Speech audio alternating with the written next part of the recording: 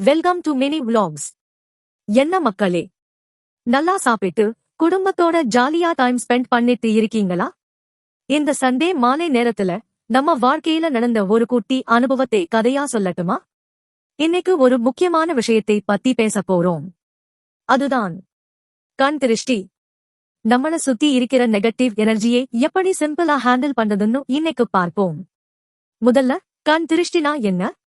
நம்ம வாழ்க்கையில ஏதோ ஒரு நல்ல விஷயம் நடக்கும்போது மத்தவங்களோட ஒருவித பொறாமை கலந்த பார்வை நம்மளை சுத்தி ஒரு நெகட்டிவ் வைப்ரேஷனை உருவாக்கும். ஆனா இதுக்காக பயப்பட வேண்டிய அவசியமே இல்லை. இதிலிருந்து தப்பிக்க இந்த 3 விஷயத்தை மட்டும் ஃபாலோ பண்ணுங்க. 1. உங்க வெற்றிய சீக்ரெட்டா வைங்க. எல்லா விஷயத்தையும் எல்லார்கிட்டையும் சொல்லணும்னு அவசியம் இல்லை. ஒரு விஷயம் கன்ஃபார்ம் ஆகுற வரைக்கும் அமைதியா இருக்கிறதுதான் நல்லது. 2. Positive vibration. வீட்ல எப்பவும் ஒரு நல்ல மியூசிக் கேளுங்க, இல்லனா உங்களுக்கு பிடிச்ச விஷயங்கள கவனம் செலுத்துங்க. நீங்க எப்பவும் பாசிட்டிவா இருந்தா எந்த திருஷ்டியும் உங்களை அண்டாது. 3. கடந்து போற குணம்.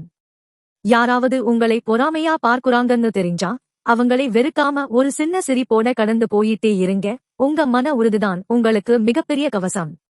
இந்த சின்ன டிப்ஸ் உங்களுக்கு பிடிச்சிருந்ததுனா இப்பவே இந்த வீடியோவுக்கு ஒரு லைக் பண்ணிட்டு மறக்காம நம்ம சேனல் சப்ஸ்கிரைப் பண்ணிடுங்க. இப்போ உங்ககிட்ட ஒரு கேள்வி. வாழ்க்கையில கண் திருஷ்டி அல்லது நெகட்டிவ் எனர்ஜி மேல உங்களுக்கு நம்பிக்கை இருக்கா? இல்ல இது வெறும் கற்பனைன்னு நினைக்கிறீங்களா? நீங்க என்ன நினைக்கிறீங்கன்னு கீழே இருக்கிற கமெண்ட் பாக்ஸ்ல சொல்லுங்க. எல்லாரோட கமெண்ட்டையும் படிக்க நான் வெயிட் பண்றேன்.